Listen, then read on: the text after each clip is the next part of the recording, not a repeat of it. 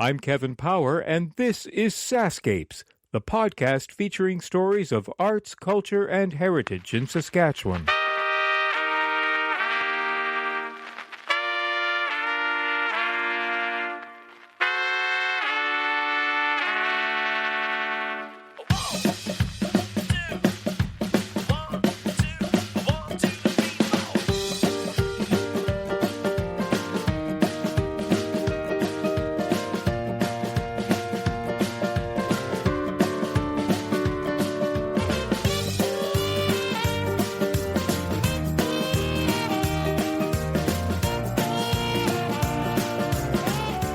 This series, entitled German Culture Alive, will be one of several episodes in a special SaskScapes Podcast Presents feature sponsored by the Saskatchewan German Council. The Saskatchewan German Council is a provincial non-profit umbrella organization to nearly 40 member groups, representing all people of German-speaking backgrounds. By engaging people of all ages to become active and involved partners in a vibrant multicultural community, the Saskatchewan German Council is committed to the preservation and promotion of the German language, traditions, and culture for all people of Saskatchewan. You'll find the link to their website in the show notes. And welcome to episode 93 of SaskScapes. Sadly, we still find ourselves in the grips of a global pandemic, and well, as serious as this is, if you're like me, you need a break from the COVID-19 news. It's the holiday season, and though celebrations will not be like previous years, the spirit of the holidays cannot be silenced. So this is a feel-good episode. I'm joined in conversation by three people who share some of the German traditions passed down through generations at this time of year. We'll talk about the traditions of Advent, German markets, and the story of St. Nikolaus. You'll find links to the websites in the show notes to learn more about topics we discuss. So grab a cup of Glühwein and enjoy the conversation.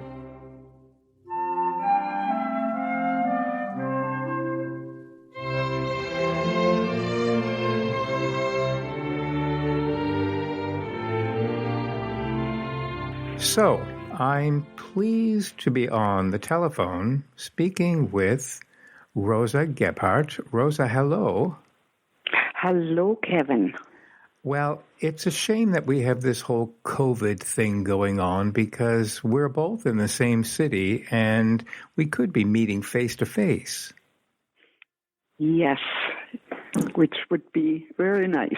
It would be. So we'll make the best we can because everybody's doing the same. So at least we have the miracle of technology and the telephone. So it's nice to speak with you again. We spoke briefly last week. And I just wanted to get a little bit of your story first.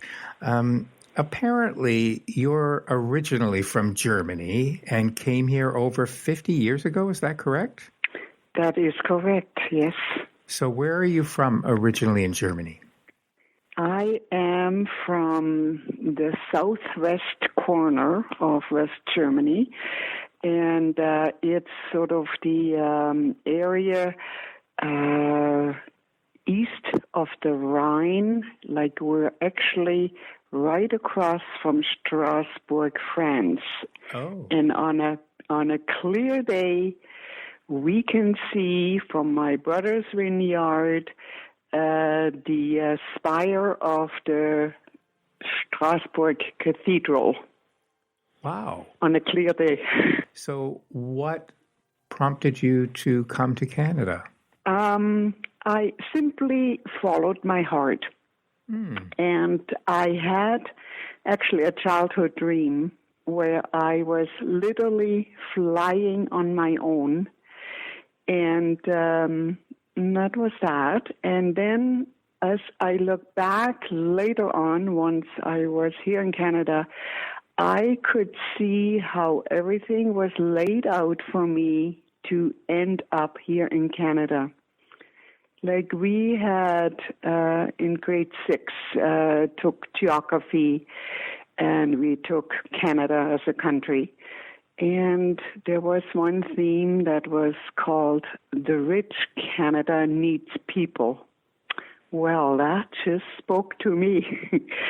And then I was finished schooling. I was in training, and it just kind of gnawed on me, and I wanted to go somewhere. First, it was customary then, or quite a few young people went to Scandinavia for a foreign experience, but for me, it was Canada. So then I got in touch with the director of the youth organization for our province, which I knew him, and I was very involved in the youth organization. And I asked him if there was an exchange program with Canada. He said there's a new one that takes young people from Europe to Canada for 6 months in the summer to work on farms. And I said, perfect, that's what I want. And we were about over 100 coming to Canada for 6 months in April, landing in Edmonton. And then we were spread out on farms in Alberta and some in Saskatchewan. And I ended up in southern Alberta for 6 months.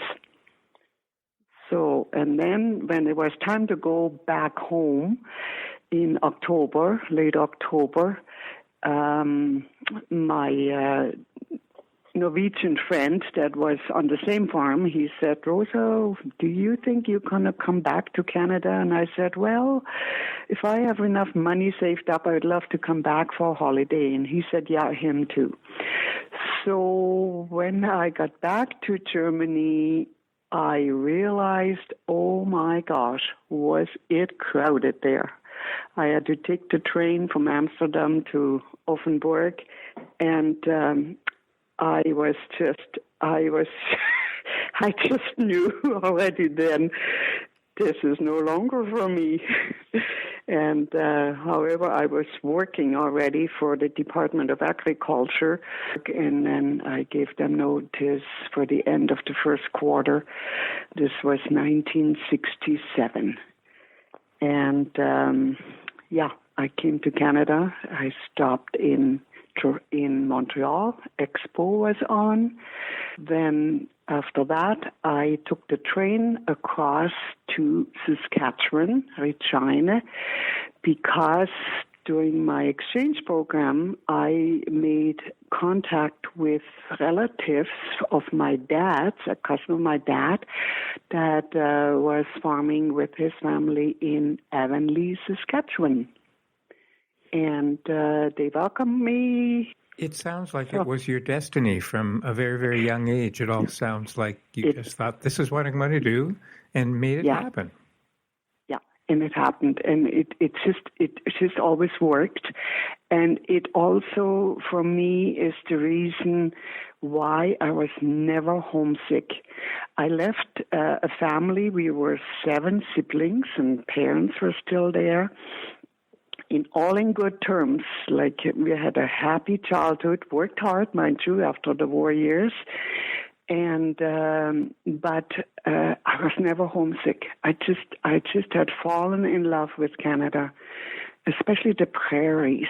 Although my home area is very different, like there's lots of hills and forests and vineyards and just beautiful, very beautiful geography. And so fast forward many, many decades later, and here you are in Saskatoon, and you're very involved in the German community in Saskatoon, I understand. There's a group that you belong with here. Yeah, it's called Kulturgarten, which means cultural garden. Right. Yeah. And what is your mission statement? What are you all about? We are just showcasing cultural events from Germany that have a relevance here in Saskatchewan. For instance, we have been celebrating Erntedankfest, which is German Thanksgiving. that is in Germany is the oldest festival. Apparently, it can be traced back to the 3rd century. Giving thanks for the harvest. In Germany, it is a religious festival, but we celebrated the big being in the youth movement in Germany. Bringing the goods from the gardens and vineyards and fields to the church and laying it out in a beautiful arrangement, and then the goods are blessed and then go to the poor people. And this is what we did here in Saskatoon. We held it at the farmers market. The vendors there were very happy to host us there, to have us there. We made a harvest crown, which is the base is a wrought iron shape of a crown with a cross in the center, 4 arches, and we bound that with heads of wheat. And it looks quite significant as a symbol for the harvest festival. And so we carry that in procession throughout the vendors, and then we had asked our German folk dance group, the senior group, to perform folk dances there. We put together a singing group, call ourselves Ernte Singers, because in the German folk music, we have such an abundance of folk songs describing everything from every time of the day to every season to every festival to feelings and of course a lot of harvest songs and songs of the autumn. So we sang some songs there and dancers, and we had set up the table, a big harvest table where vendors gave us some of their produce. We arranged nicely. In the middle, of course, elevated was the harvest crown. And so we did this for 2 hours there, always on the weekend of the Canadian Thanksgiving. And then all the goods we took to the Friendship Inn the next on the following Monday. Sadly, in 2020, you're unable to do that. That's right. Yeah. That was not were possible. you able to do anything but, virtual? Did you meet online? Was it marked anyway or just in your homes? Just in the homes, yeah. No, we couldn't do anything like that at all, yeah. But as a group... this is probably the first year in many years that you were unable to do it. Yes, that's right, yeah. But as a group, we keep meeting once a month. There's just 4 of us, actually, in the group. And we just brainstorm and see what else we can do. So another event that we hosted is a traditional German Advent celebration. And we held this in the hall of the Holy Family Cathedral. Mm-hmm. And we always did it on the first Sunday of Advent, which would have been like 2 days ago, right, in the afternoon. We booked a hall, and we have a program with a professional singer. Like we had Michael Harris, a tenor, singing for us with accompaniment by Gregory Schulte. We had a young group with violins playing Advent music, and then we just decorate a hall in a very simple but festive atmosphere. We had Advent arrangements on each table with tablecloth on it, and we serve coffee and German Kuchen and Torten, and it went over very well. We usually had about 200 patrons. So we couldn't do that. Yeah. So we couldn't do that this year either, but luckily we were contacted through the Saskatchewan German Council, which is our umbrella organization for all the German groups in Saskatchewan, and there is over 30 of them. And we're a member of the German Council, and they contacted us and said they had a call from Wonder Hub, which is housed in the former Mental Art Gallery. It's a children's museum now, an activity center. Mm-hmm. And they were asking, they want to do some invite different nationalities to bring in some of their culture. And so they asked if we could bring in a German Advent wreath. And we said, yeah, happily do that. So that's what we delivered yesterday. And it's a wrought iron stand about 5.5 feet tall. And then suspended is the big Advent wreath made out of real evergreens. Oh.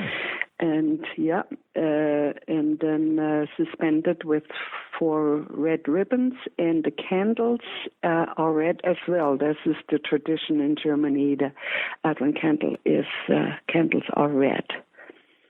It must be, so it's quite large.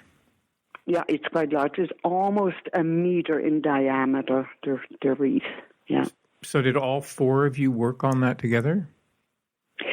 Yeah, all 4 of us. We were in one of our members' garage, and we two were cutting the small branches, and I was bundling them, and the 4th person was doing the tying of the wreath, the binding of the wreath. Yeah, worked quite well. Took us 2 hours to do it. Are the candles able to actually be lit, or is it just... They would be, yeah, but I think they do not because there's children around. So, yeah, they're real candles. Quite, like they have about 2-inch diameter candles and 6 inches tall, 6 or 8, I forget, yeah. I'm so glad you were able to do something this year in spite of everything that's going on. Yeah, and they are doing it. We also provided them with information on the history of the Advent wreath in the shape of a handbill, that they can take home and learn about it, and encourage them to do an Advent wreath at home, because for many years in the beginning it was a home custom. You have an Advent wreath hung from the ceiling over the dining room table, and or have it placed on the table, and then you light the first candle on the first Sunday of Advent, and then on the second 2 candles, and until you do all 4, and the very first Advent wreath was created back in 1839. That's how old this tradition is. And I understood it sort of came about because children were constantly asking when Christmas is? Yes, yeah. Children had always a hard time waiting for Christmas. So this theologian, he was a Lutheran theologian, his name was Heinrich Wichern. And he ran a home for orphaned children and teenagers, and the schooling, they received schooling in there. This was in Hamburg, Germany. They received schooling in there, and also the learning of a trade. And of course, being a theologian, there was a prayer room in this house. They had prayer services with music and singing and much candlelight. And so he created this ring probably was a wagon wheel or something, a wooden ring, it's called in the history books, and attached 4 large white candles, and in between the 4 candles he had small red candles for the weekdays, and the 4 white candles were for the Sundays. So every day they got to light a candle and had their little, had some readings, and the whole room was just candlelight anyway. So so the children were quite enchanted with this. And then it slowly spread. Berlin is the next city that is mentioned historically where Advent wreaths were used. I also went to Scandinavia, and it wasn't until 100 years later, actually exactly 100 years later, the first Advent wreath was used in a Catholic church in Munich. Yeah, and then also in the 30s, it was German immigrants that brought the Advent wreath to North America. And it was there that liturgically minded folks adopted the violet and rose colors for the candles because that corresponded with the colors of the liturgical season of Advent. Now, can we go and see the Advent wreath here in Saskatoon?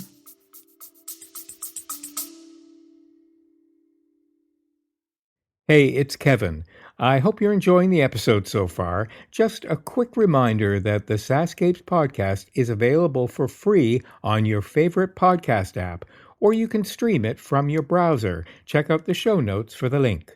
On the SaskScapes homepage, you'll notice something new under the logo called SaskScapes Plus. You can't miss it. There's a big button saying support with a heart icon next to it. I'd love it if you could click on that button and help keep this podcast series going. When SaskScapes launched in May 2014, it was the first podcast in the province celebrating arts, culture, and heritage. In fact, you'd have been pretty hard-pressed to find any Saskatchewan podcasts. So I'd like to think that we paved the way. It's been because of your support that this podcast is now in its 9th year. Okay, that's it. Enjoy the rest of the episode. You can see one at the cathedral. And at the Cathedral of Holy Family, because I had something to do with that, I designed an Advent wreath, and somebody welded for us the mechanism where we have the 4 white candles and the small candles in between. So we actually have 24 candles on that Advent wreath. Yeah, you can definitely go in there and see it. I must go and visit it. Yes, yeah. So without putting you on the spot, can you tell me one of your favorite memories as a child growing up in Germany during this time of year, during Advent or Christmas? Yeah, the first one would be from home, from our farm. Advent was off limits for sweets. Like a mom would bake the cookies for Christmas, but they were stashed away. They were hidden. The only thing we had that was special only for Advent was Hutzelbrot, and Hutzel means dried fruit bread. It's a fruit bread. Mm-hmm. And Mom would make it when, she would bake bread once a week, made about 10 loaves or so, because we had grandma still staying with us and a great uncle and live-in nanny. And then there was the 7 kids of us, Mom and Dad, so it was quite a large family. So, yeah, she would bake probably 6-7 loaves. And then on the time closest to Advent, she would reserve some of the dough and mix in all this dried fruit, which most of them she dried herself, like pear sections or pears, dried apple rings, prunes, raisins go in there, and but there was always figs in there too, which was exotic, and and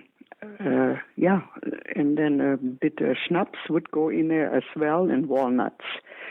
So that was baked and for about 4 or 5 loaves, and that we got to eat throughout Advent. That was very special. Yeah. Do you make that yourself now? I do, and there was no recipe. Mom just put it together, so I really had to experiment for a few years. But I got it down now, and I wrote it out, and so I do now have a recipe. Well, and it's very good. It turned out good. If you give me your house address, I'll be right over. Okay. Yes, you can do that. Food is a huge part of our memories growing up during the holidays, I find. It's a universal theme. Yeah. The other memory I treasure was in our youth movement. It was agricultural movement. People we were from 15 to 25, and we had a very active group in our small town of 600, and we always had an Advent coffee, and we would set a long table, white tablecloth, and we had made a row of evergreens down the middle with candles all along. And then we girls would bring some sweets, so some cake and coffee was made, and the guys would provide. They were all some of them in the band, so we had a musical quartet and always singing, and then some people would recite a poem and or tell a Christmas story or or Advent story, and the music was strictly Advent.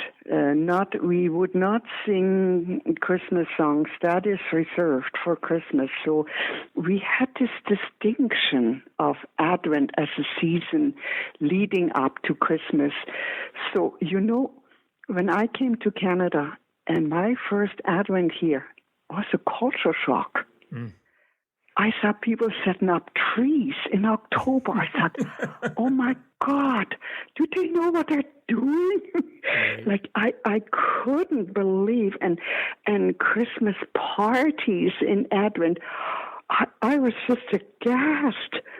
I'm so happy to hear a little bit of your story. I know there's a whole lot more to you in your life and your memories, and it's just the beginning of more conversations I'm sure we'll be having.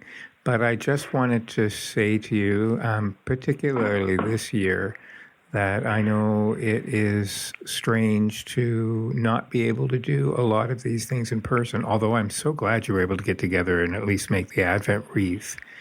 But what I would wish for you is a new way to celebrate Advent and a new way to celebrate Christmas. Even though it may not be what you're most used to, I hope that it is a joyous, food-filled event for you and your family. Oh, thank you. Yeah. I thank you so much for taking some time to speak with me today, and I hope that when this is all over, we actually get a chance to meet face to face. I hope so too. Yeah, I would look forward to that. Thank you so much, Rosa. You're welcome. Yeah.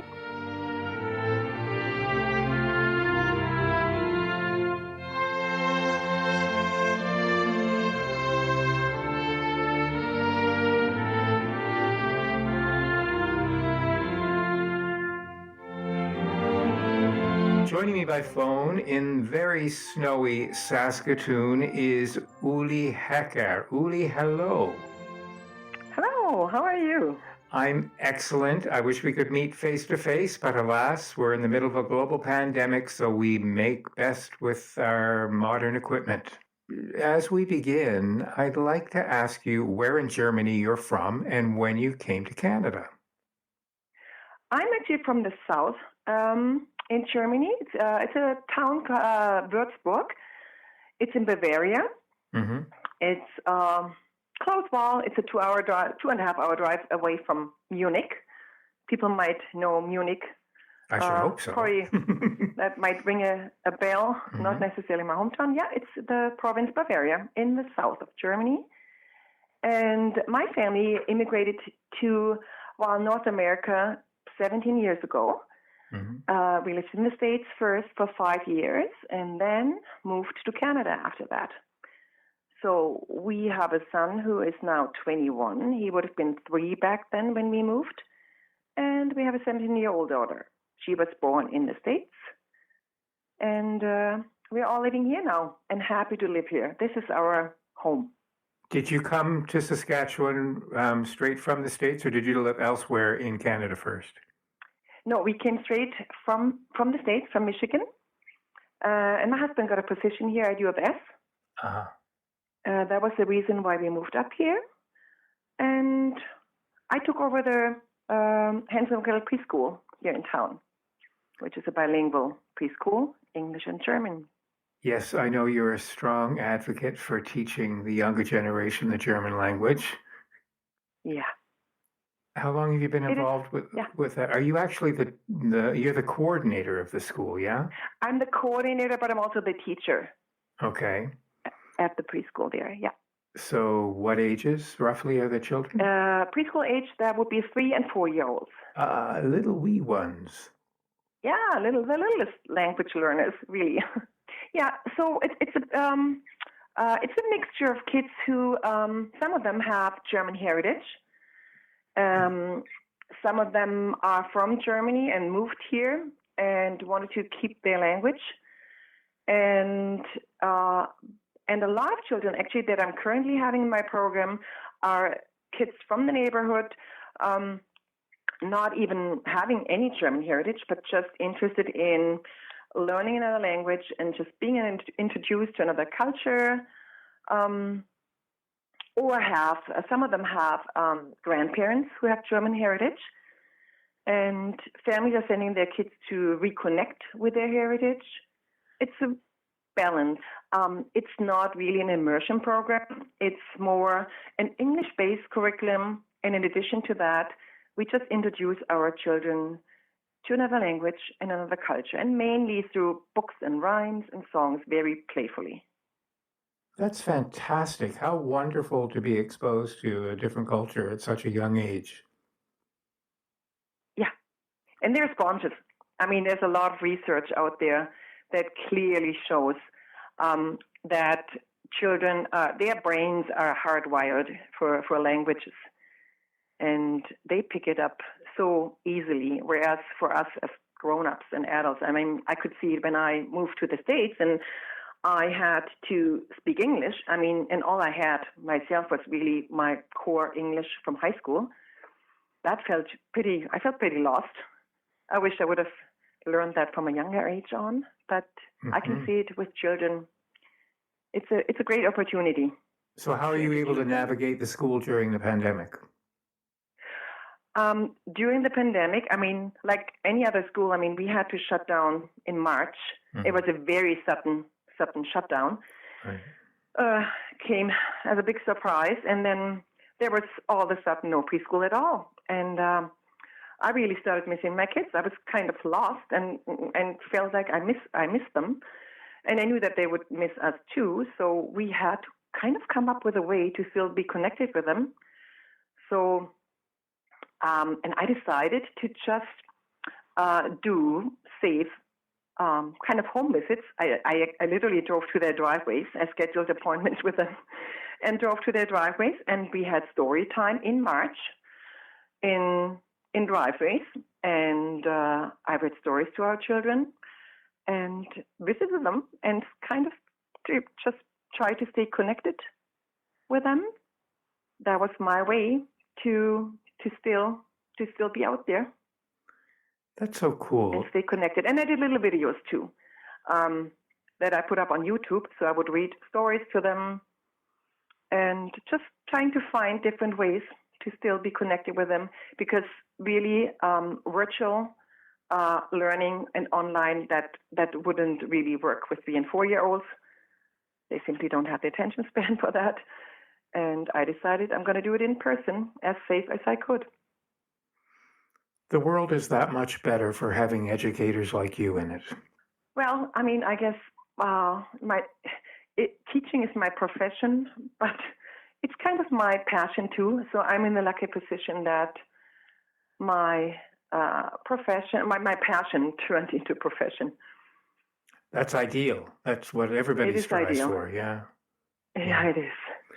So we're here to talk about a particular person and the tradition around that person. So why don't we begin by you telling me a little bit about the tradition of Saint Nicholas? Yeah. So first of all, I have to say this used to be my favorite holiday when I was a child, and it's coming up in a few days. And so the story behind it is that each year on December 6th, Germans and people in many other countries in Europe remember and honor the life of Nikolaus. We call him Nikolaus, who lived in the 4th century. He lived in Myra, which is a small town in the now Anatolia region of Turkey. And based on the legend about St. Nicholas, he came from a very rich family, and when his parents died, he inherited a fortune. But instead of using all the money for himself, he decided to help the less fortunate. So Nicholas felt the closest bond with children, actually, children who came from poor families and needed help. And in the small town or village where he lived, there was a dad that had 3 daughters, and the dad and family couldn't afford the weddings for all of his daughters. So they didn't have enough food and food to support their family. And Nikolaus was a very humble person, and he decided to help that family. And the way he did it, he would secretly drop off bags with money and food, usually at night, either by leaving them on the front step or by dropping bags through the open windows, in hope that children would find the bags or the money, whatever he left there, that they would find them in their boots, because he dropped them in their boots at night. Mm-hmm. And so he did that for many, many years, and for many, many other families in need. And famous for all his good deeds, he became a bishop later on in his life.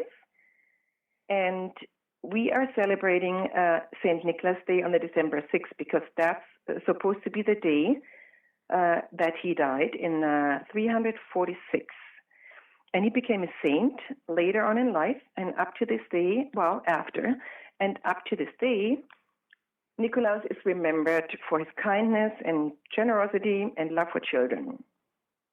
So what we do in honor of Nikolaus and many other countries throughout the world, we provide children with little gift bags in December on St. Nicholas Day, which is December the 6th. So the tradition is that children have to polish their boots the night before the 6th of December and leave them at the front step of their house, hoping that Nikolaus would come and fill their boots with little. Usually the tradition is that children would find a piece of fruit in their boot. It's usually an apple or a piece of orange, some chocolate, and sometimes a little coin, because that's what Nikolaus did. He dropped bags with little coins and money. The tricky part, though, was that Nikolaus would only fill the boots of children that are well behaved, and otherwise boots were filled with coals or switches and rods, symbolizing the kind of punishment for bad behavior. And in many areas of Germany, oftentimes kids were told that Nikolaus is accompanied by a very sinister-looking and dark character called Knecht Ruprecht, or Krampus in other areas of Germany. Mm-hmm. And I remember me being a child that I was very much afraid that I would actually end up, because this is what Knecht Ruprecht was supposed to do when he would come to houses where kids weren't well behaved. He would punish them by literally, that's what I was told, put them in a sack and take them away. Oh, that's awful. That's awful. And but it was quite frightening for me as a kid. And especially as my sister and I, we tended to be quite mischievous, to be honest. So we were always trying to be extra nice during the weeks leading up to Niklaus Day, hoping that we would end up in the golden book of Niklaus and not in the sack of Knecht Ruprecht, which we never did. And I have to say, though, that the excitement was really overweighing the fear. And our booths had always been filled every year, so we never really had to worry about it. And yeah, but it was that always kind of lingering fear. Are our booths going to be filled, or do we have to deal with Knecht Ruprecht and whether he would punish us? That's sort of one step further than not being left anything. I mean, that sounds like an absolute sentence.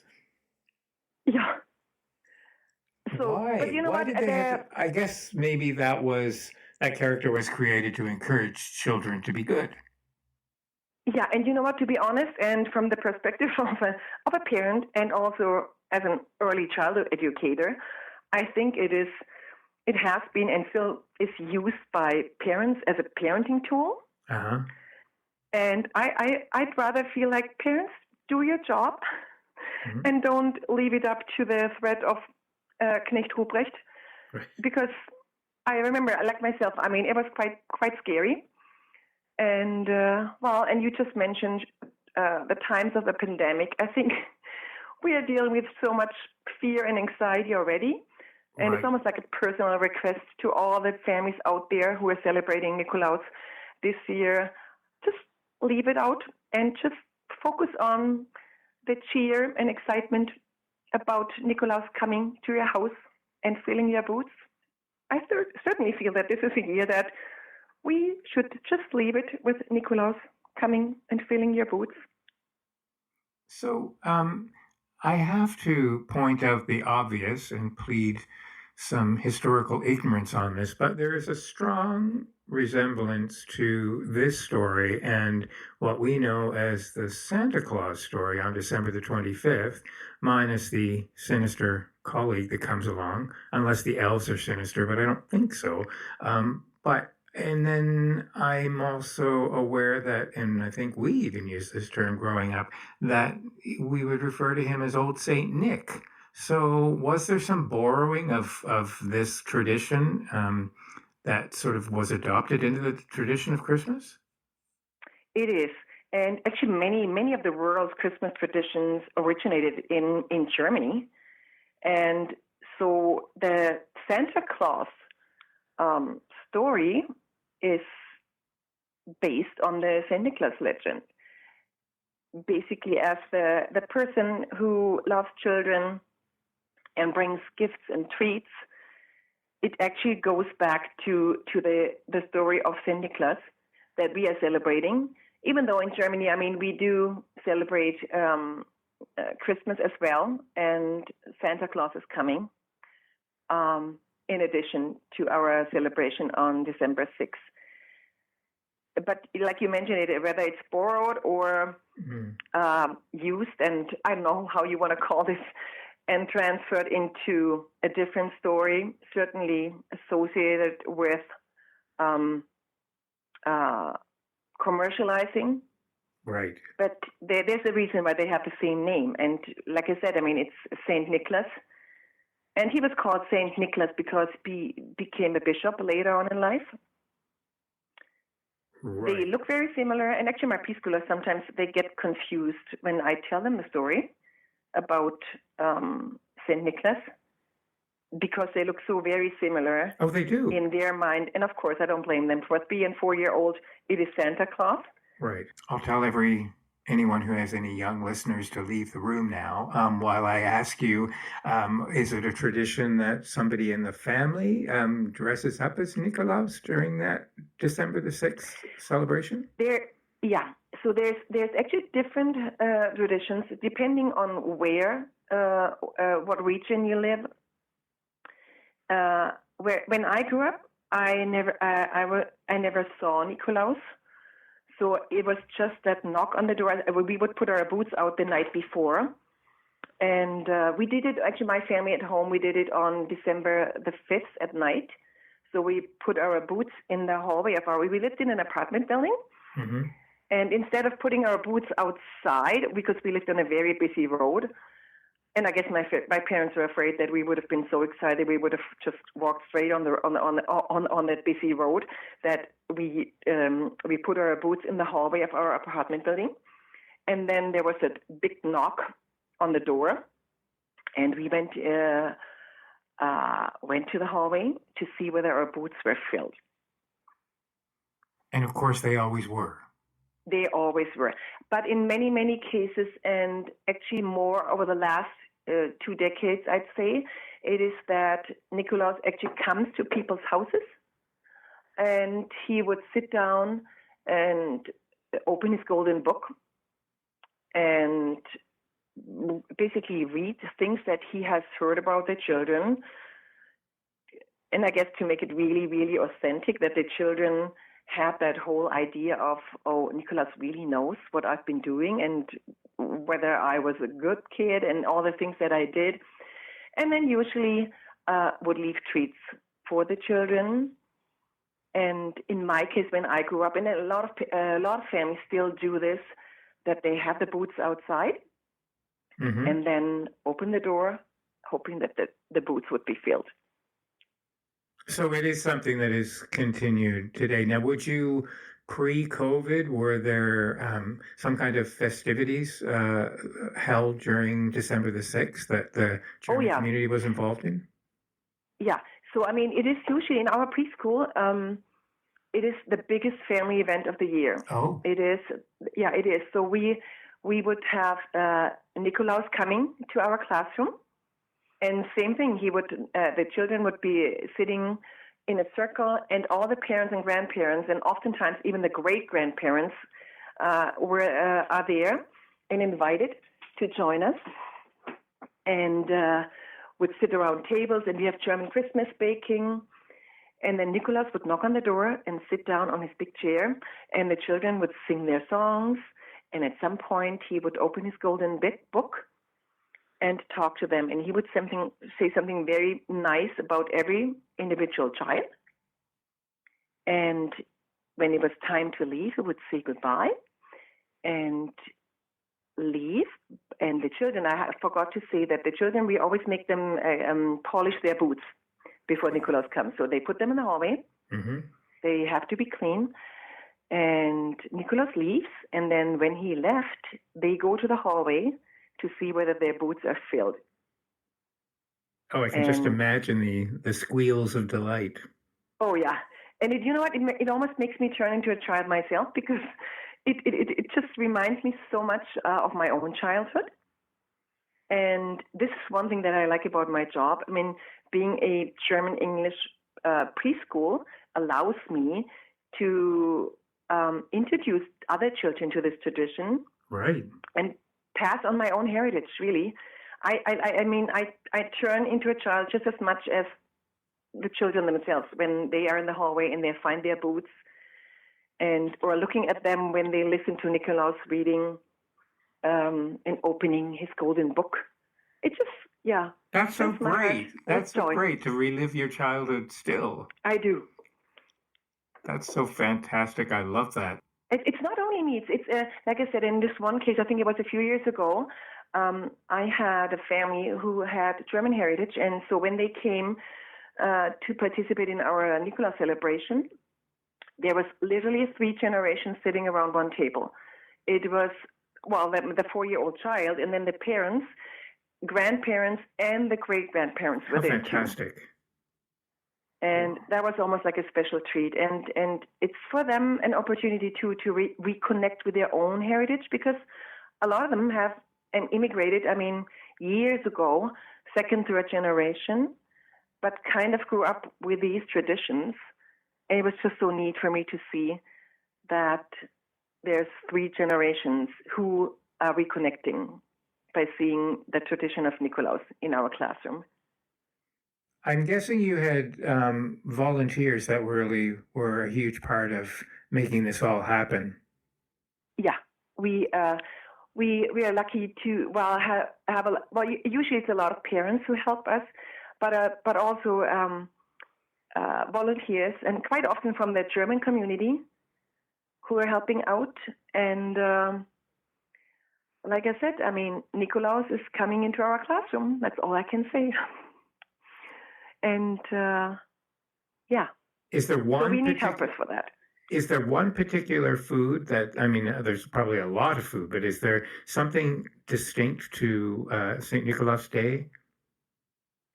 So in our case, we had, in our preschool, we have a lot of traditional German Christmas baking on the tables that we shared with the parents.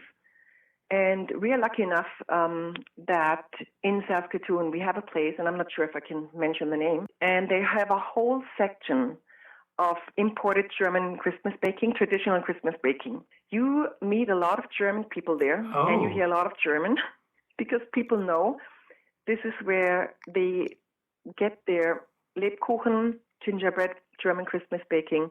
Yeah, but I have to say, and I'm glad you mentioned this, because the German junior folk dancers here in town, they every year they have a traditional German Christmas baking and craft sale at Market Mall, where they sell all of these traditional items at the Christmas market there. And you can even order it online. When you look into German junior folk dancers, you'll find a way to get Christmas baking, traditional Christmas baking that they sell. And they do it as a fundraiser every year. So they were able to do it this year, even during COVID, I would expect. Yeah, I guess you just had to order through them, but you couldn't do it in person, yeah. Right. So how are you going to mark December 6th since Nicholas can't come to the school? What will you do? Oh, we had to get creative. And again, me being passionate, and I said, even a pandemic can't stop me from celebrating St. Nicholas. I talked to our principal, but due to the whole safety guidelines and we were not allowed to have Nicholas coming in person to our preschool. So we have to be a little bit creative this year, but living in a world of technology, it is doable, and we are finding a way to have Nicholas talk to our children. And I'm pretty sure he's going to do his magic to fill our children's boots. That's all I can say. I hope he visits you as well. Oh, I'm sure. I'm going to have my boot out there too. And you know what? Here's a funny story. I don't know if I can share this, because I have two children, and my son is 21 and my daughter is 17. Our son lives in Kelowna right now. He moved away earlier this year. And this is literally the first year that that Nicholas can come to him. So we have to find a way to make sure that Nicholas comes to where he lives. So I said to my husband, we'll make that work too. So I called one of his friends that he's living with there in Kelowna, who doesn't even know about the tradition of St. Nicholas. And I had to tell him about our tradition and ask him if he can fill in for me and find a way to guarantee that my son's boot is going to be filled on December 6th. That's so great. He's going to make that work. If I do get homesick, still, it's always happening in December, November, December, around Christmas season. That sounds about right. Yeah. I know how to make our own mulled wine, a recipe that we do, because it's another tradition that people do, drinking mulled wine spiced with Christmas spices. So we do that here. We actually do this with our neighborhood, introduce it to our neighborhood. We live on an acreage. And every year we have an annual mulled wine celebration with all of our neighbors, which are Canadians. And we just introduce them to that culture. And not having family here, we decided to extend our family and introduce our culture to our neighbors. And it's an annual tradition with them now. So you'll probably be able to do that outside. we could still, and you know what? We were already making plans. Like I said, I mean, where there's a will, there's a way. Yeah. And living on an acreage, we have a big fire pit there, and we might just do it outside this year. Well, my wish is that you get your wish, that this be the only time we have to celebrate this way. And next year we'll get to do it twice as enthusiastically because this will all be behind us.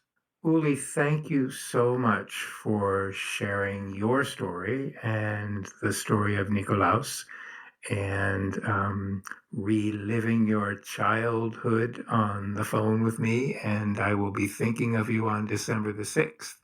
And may your boots be the shiniest boots on the front step. Oh, yeah, that's on me. May the boots be filled. And may they be filled. Yeah, thank you very much, Kevin. Thank you. You have a wonderful Christmas.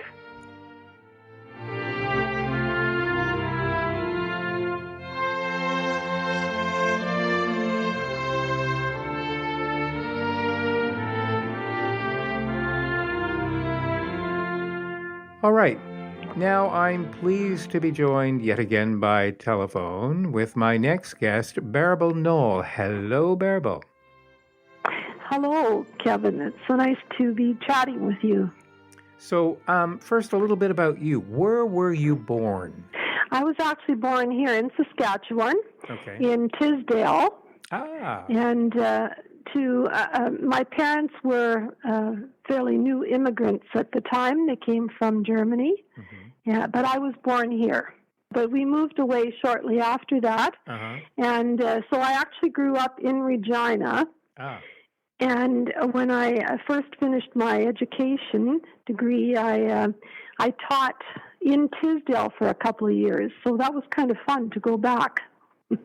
Another teacher? And then I moved back. I was a teacher. I'm retired now. That's fantastic. We like teachers. I've had lots of teachers in the podcast. Well, teachers like to talk usually. Well, but you also, what makes the world go round?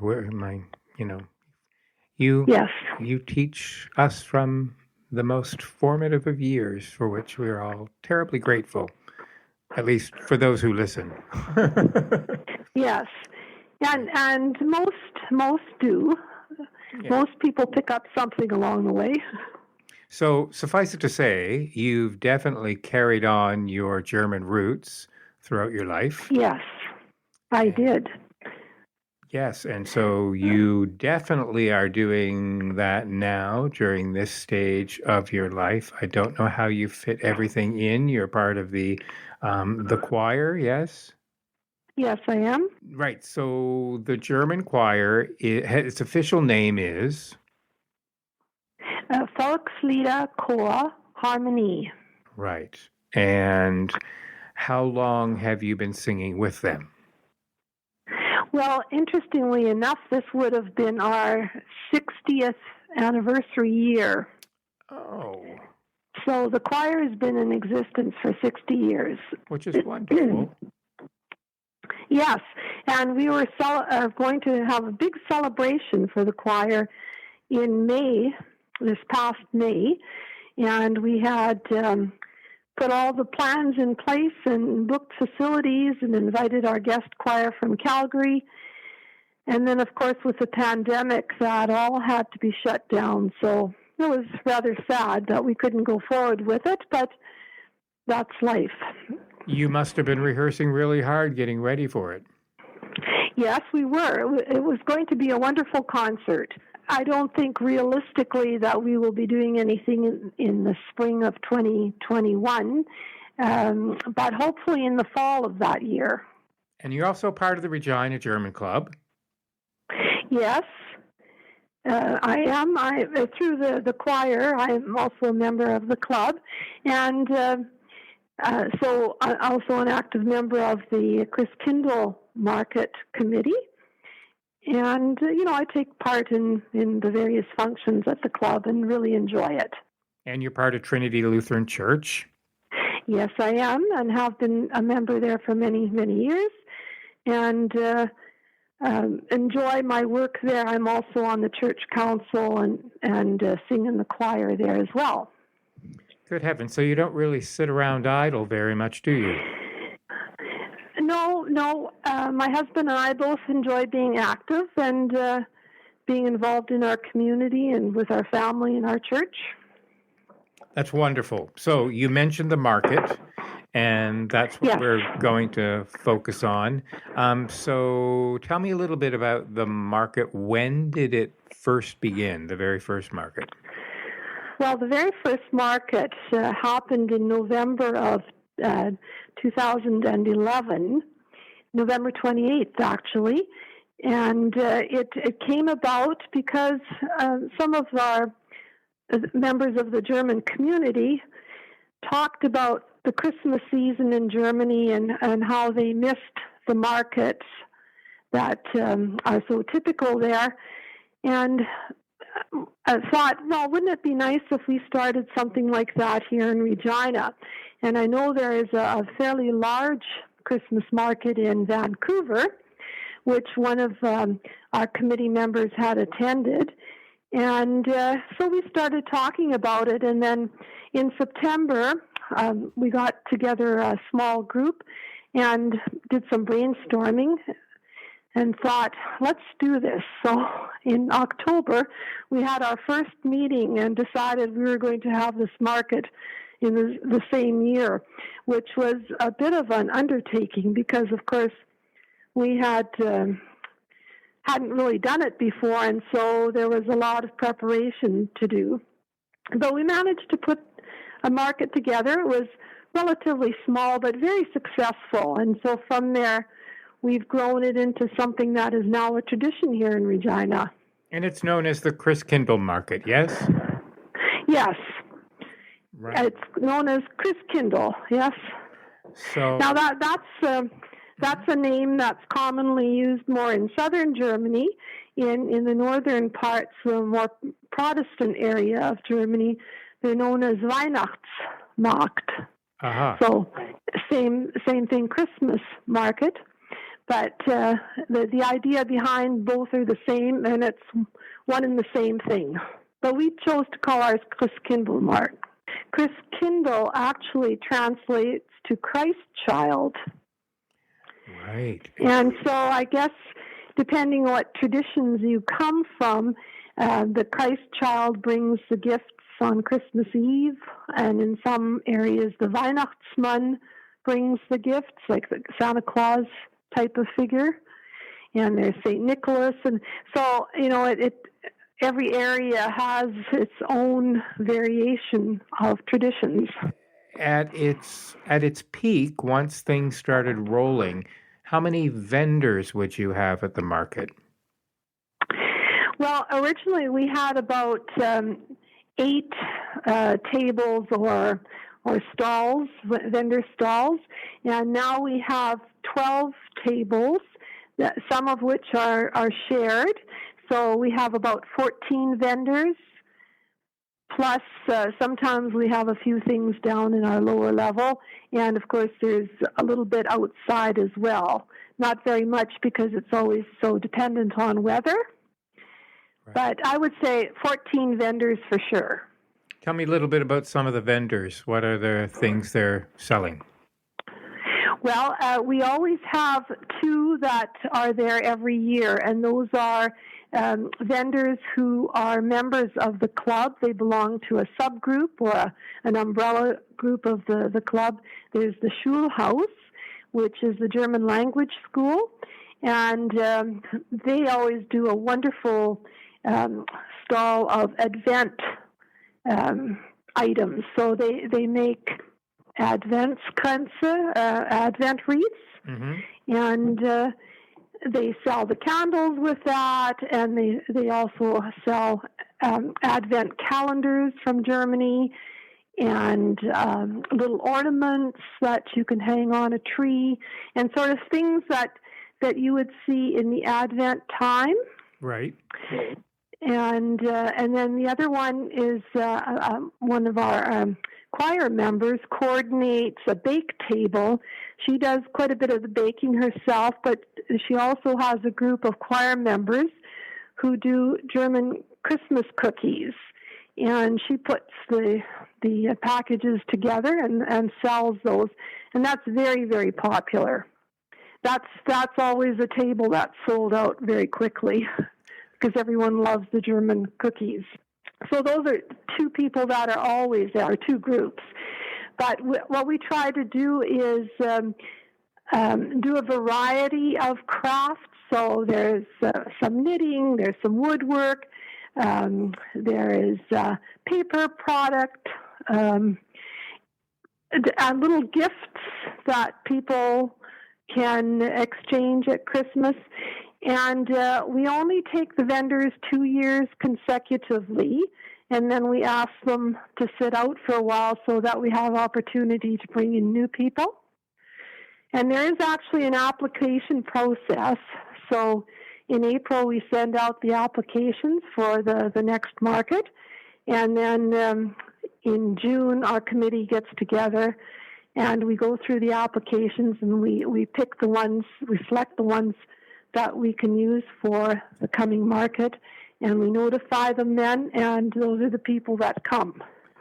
So, but it's an opportunity for local artisans to show off some of their wares.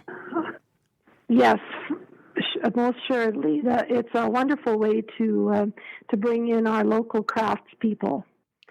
And because it's only a one-day market, we try to select people who are from the Regina area so that they don't have to travel too far.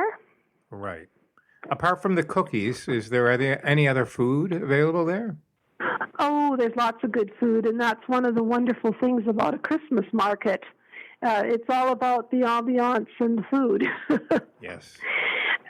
So traditionally we serve bratwurst out in the courtyard, so it's cooked right outside on a barbecue, and you can buy it as you come in. And then there is a Kaffeestube where we serve Gulaschsuppe, so a goulash type of soup.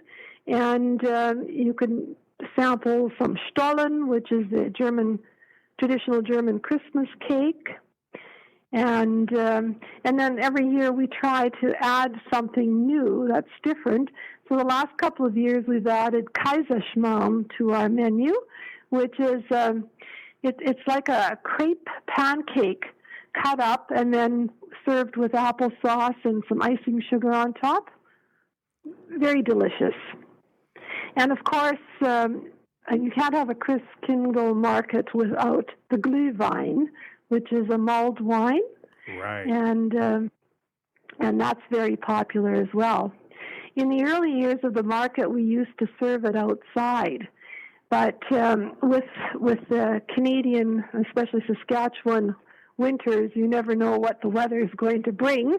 And we found it was quite difficult to serve a hot wine outside. It was very hard on people to have to be out there the whole market time.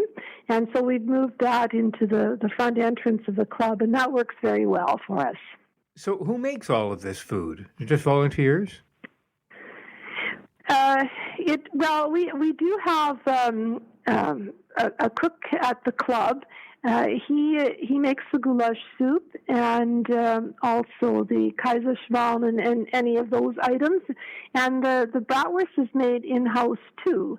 So those are things that the club cooks up. But we do have a volunteer group that actually makes the brats outside, and we have all volunteers that serve the food. With mustard, I'm guessing? Oh, yes. Yes. Sometimes people will ask for ketchup, but typically bratwurst is served with mustard. Ketchup, that's sacrilege. That just shouldn't be done. Well, we aim to accommodate, so. Right. In its heyday, do you have an idea of how many people you would have attend the market during the day? You know, I thought that you might ask me that, and I meant to figure out how many, but I honestly don't know. What I can tell you, though, is that we sold over 500 bratwurst last year. Oh. Just bratwurst. So I'm thinking 1,000 people come through. That's fantastic. And children as well, I bet. Oh, yes. The children love it as well because we have a children's cookie craft area. And so they get to actually roll out the cookie dough and bake their cookies and then decorate them and take them home or eat them. So it's a nice way for parents to be able to go down and have a cup of coffee or wander around the market, and they can leave their little ones. If they're not too small, they leave them up in the baking area with our helpers, and they enjoy some cookie making. The Regina German Council actually has a Christkindl Market tab on their website, so I'll put a link to that in the show notes because there's also a menu that you can actually look to see the kinds of food that you would serve, all things being equal. Yes. Oh, that's wonderful. So here we are in 2020, for better or for worse, more for worse. But so any ideas, any plans to do something online? No, not at the moment. Until recently, as late as sort of end of October, we had still thought maybe we would be able to maybe do an evening selling some glühwein and have a fire and maybe sell some bratwursts. But with the pandemic spreading the way it is, we just felt that was not a safe thing to do. And so, no, we're not doing anything like that. However, the German Club has offered a takeout meal, which was this last Friday night, which would have been the weekend of our Christkindl Market. And so they served a meal of Kassler, which is a smoked pork cut, and some nice potatoes and a vegetable with that. And they were serving Stollen as dessert, and also glühwein. You could buy one order of glühwein or a whole bottle of glühwein, and that was our tribute, I guess, to the Christkindl Market. I wonder how many. And it was very, very successful. I don't know what the actual numbers were, but they were basically sold out. So, however many meals that would be. Tell me how you'll be marking the holidays in your family this year. Well, we've tried to carry on the traditions that we normally have as best we can. The children all received, our kids are all grown up, of course, and have families of their own, but we've made sure that they all have their Advent calendar, and we are going to celebrate St. Nicholas Day on the 6th of December, and we will adhere to the numbers. So what we're going to do is just have the kids bring over their boot, and they can put them out on the deck. Mm-hmm. And we hope St. Nicholas will stop by, and then they can come and collect them. I don't think a pandemic can hold back St. Nicholas. I don't think so either. No. So our grandchildren are looking forward to that, and we've set out our Christmas decorations. We, in fact, my husband and the kids went out to pick out our Christmas tree because we heard they were selling quickly. So they're getting the tree tonight, and that's always a tradition too. We go together to get our trees, and then we won't set it up though until just before Christmas, which is kind of a German thing to do. Oh, really? So just Christmas Eve or just before Christmas Eve? Well, Christmas Eve traditionally, but we do cheat a little bit and set it up a few days ahead of time because we find that it takes longer than an afternoon to put it together. Yeah. But I like the idea of doing it that close to Christmas. Sometimes people have those things up so early, and by the time Christmas rolls around, you barely notice them because they've been there already for 3 weeks. So that's great. Yes. We really enjoy having it up closer to Christmas, and we have our Advent wreath out and some of our other decorations, so it's very Christmassy. And then when the tree goes up, it really means that Christmas is here. And then it stays up till Epiphany, till January 6th, and then we have to think about taking it down again.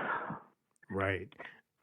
So we were talking last week, and you were in the middle of making ice candles. I actually happened to do a little bit of research and found out that they originate in Finland, actually.